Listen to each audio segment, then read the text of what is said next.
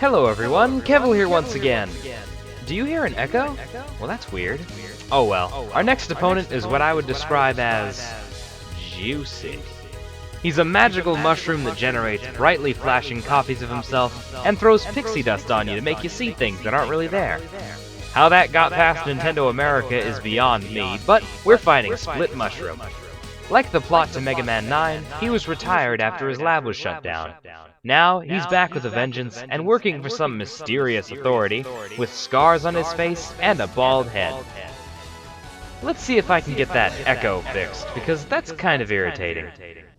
Testing, 1, 2. Okay, good, the echo is gone. Now then, for this first segment, simply walk forward and shoot. Fire off at least 2 shots at each Guardian, and everything else you can pretty much just ignore. Even these, Digiras. Except for that last Guardian, you do have to jump over it. Digiras become a bit more problematic in this next segment, and Baton Bones never were a problem.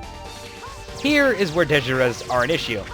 They have weird respawning patterns, because they always spawn off-screen, so even if you're moving forward, they can respawn as if you moved backwards. That, coupled with their bizarre attack patterns, they always rush directly in front of you, and then fire a shot as they're moving away at point blank, make them pretty difficult to deal with if you're trying to speed through. So I take that area slowly. The 2 enemy types here are Tentoroid RS, the red-shelled ladybug, and Togedyx, the little yellow flower. There's also the Tentoroid BS, which is the black-shelled ladybug, and later on we will see the Tentoroid, which is a purple-shelled ladybug without any fancy letters after its name.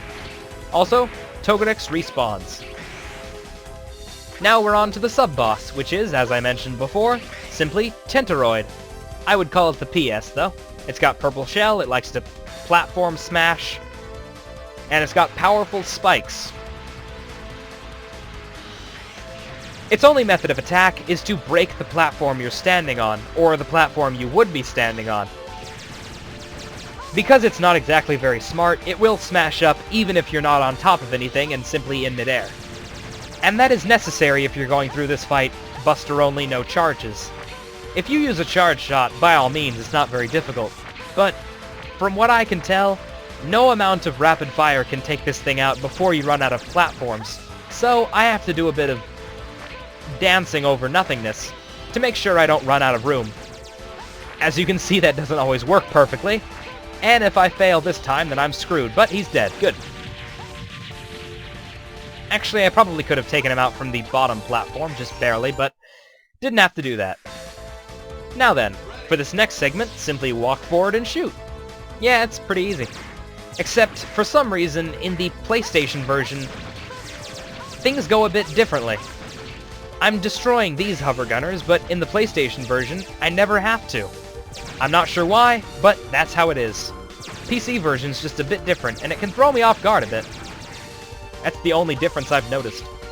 Behind us was a Death Guardian. Basically just a larger Guardian. And more Tentoroid BS. Bit of platform hopping, and if you want, you can grab yourself a heart container. But I don't want, so moving forward. If you're fast, they cause no issues. Just make sure not to get caught and crushed. And the final segment is an elevator segment, with more Togedyx. Despite being blue and having large, spiky stems, these ones aren't different in name. Simply Togedyx. The jewels can fire out little blue electrical shots, and the petals can fire out some sort of an egg bomb. Also, hover gunners. Stick to the right to avoid the first one, otherwise the second one will come at you. If you are on the right, the second one will simply fly away harmlessly. Also another Togedyx. Don't get skewered. Nice to see things exploding. And 2 more Togedyx. Take them out quickly, otherwise you'll have to deal with their electrical shots, and that can be hectic in such a tiny, tiny area. Now we're on to Split Mushroom. There are 2 ways to go about this fight. I will be going the faster method. It's also a lot funner, but a little mentally taxing. Are you X? Yes, I am. I'm under orders to terminate you. What? Whose orders? Take a wild guess. Dr. Wily. No. Otto. Is it Dr. Cossack? Is he still around? Nah, I got nothing. Starting out, Split Mushroom fires these little copies at you, and then throws little pixie dust at you to make you see double. Or at least make you think he's Gemini Man. Don't touch that powder that comes out of its corpse. Or, not corpse, but don't touch the powder that comes out of his damaged body. He's not a corpse yet. After a certain amount of damage has been dealt, Split Mushroom starts moving faster than his copy, which becomes very confusing very quickly. So, because of the intense mental drain of having to multitask so much, I'm probably not going to say too much. Second phase uses a different bit of attack, but it's still similar. Just lead it out of the way. Easier said than done. And then it's basically just this. Focusing on the fact that they desync, and paying attention to what the heck you're avoiding, which is harder to do than it is to say.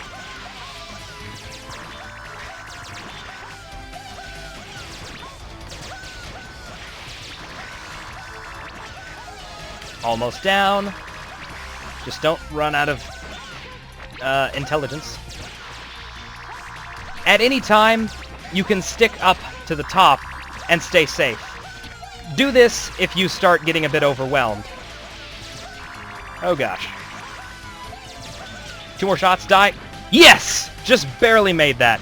His copy almost smashed into me, but we are done. Split Mushroom is down. Admittedly, I made that fight difficult because I didn't want it to take 3.5 hours. But it is possible to kill it very easily if you're slow about it. Now we've got the Soul Body. Soul Body. I like how he says that. Accumulates energy, blah blah blah. In X5, this is some sort of ultimate ninja attack that X and Zero both use, but in X4, it's much less useful. Uncharged, it creates a little hologram in front of you that dissipates after a short time. Charged up, X will suddenly become completely immune to a damage, become completely immobile, and create a small, unarmored copy of himself. Instead of controlling X, you control the copy. You can't charge the buster, but you're fully immune to damage. Now, we could move on to the Fortress stages, but rather than that, we're moving on to the extras and outtakes, so everything about Repliforce is no longer important. Enjoy!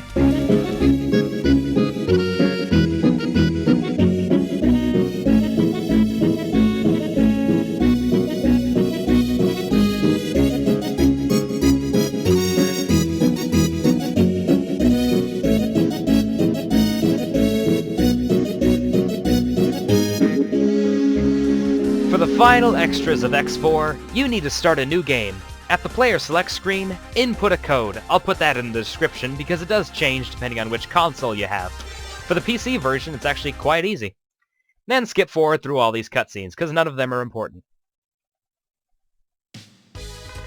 Yada yada yada, Repliforce, Army, whatever. You'll know if you've put the code in right, because at the very start, X will have a bit of a purple tint underneath his light turquoise. The next bit is quite far on, so let's skip right to it. Now go to any capsule. Doesn't matter which one, as proven by me going to Cyber Peacock's capsule. X, you finally arrived. This capsule contains the sealed secret parts for the ultimate armor.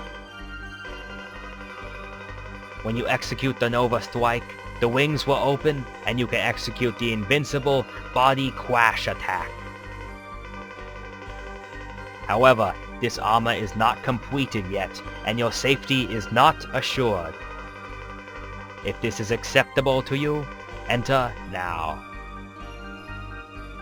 You bet it's acceptable. This gives us everything that the Force armor has. We've got the upgraded plasma shot, we've got the dash boots, and we've got the invincible Nova Strike. We can even use it indefinitely. This is extremely powerful and will crash through just about everything. Although you can't dash after using it, as I just found out. And on to the outtakes. And the flying enemies, which are coming on the screen now, are Digia. Their pattern involves hurting me. because of the point-blank nature of their attacks, it can be pretty difficult to avoid their shots. Case in point, because of how close it gets before it actually fires and how fast they move, you can get hit by them pretty easily. And now for an example of how exactly Digiras can become very problematic. If you stand in just the right spot, and then inch your way forward, they will keep respawning every single time you move, indefinitely. So if you're moving too slowly, be prepared to take out a whole bunch of them. As you can see, it doesn't work every time, but it works pretty well. Especially if you... What the hell did I just do there? And even if you do this very terribly... Are you serious? Did I actually miss the wall? Oh my god!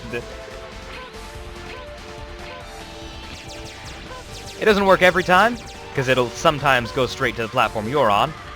And sometimes you'll fall into the spikes like an idiot. But all you need to do is make it work once or twice, and you've got it down to enough health to take it out normally. And of course, walking straight into it is a good idea. Let's die. The pain of speedrunners everywhere. Are you serious? Did I actually get hit by that? I feel stupid now. Which is long and boring. Whoa! Ah, you stupid eggs. I don't like your eggs. Quit making eggs. And shooting at me. And you have to be very fast to destroy these last two. Otherwise, they'll fire at you, and it's pretty hard to avoid in that tiny, tiny area.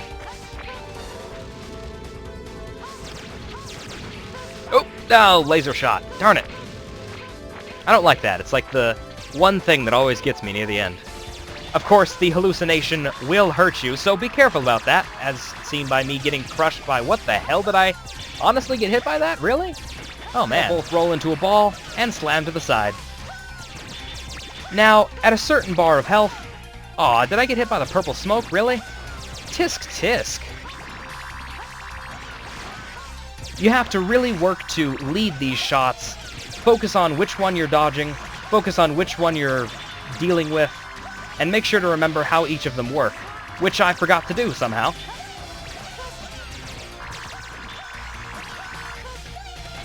Don't get hit by the purple powder also, it comes out sometimes when Split Mushroom performs an attack. And also, you were almost... Oh, did I just run straight into that? Oh man, I'm stupid. You really need to be good at multitasking for this fight, because you have to pay attention to which one you're avoiding, dodge everything, lead it out of the way, and, in my case, also keep talking, which is making me very nervous. This attack, or this fight, isn't so much difficult so much it is mentally exhausting. Good lord, what am I doing? Oh, I already got hit. Jesus. This is the Maverick that everyone thought would be the hardest for me to face. It seems that every time I took more than a day to fight one of the bosses, the comments were always something along the lines of, "Hey Kevvl, you sure are taking a while. Are you fighting Split Mushroom?" As such, I expected this to be very hard. The way I did it, yeah, it definitely was.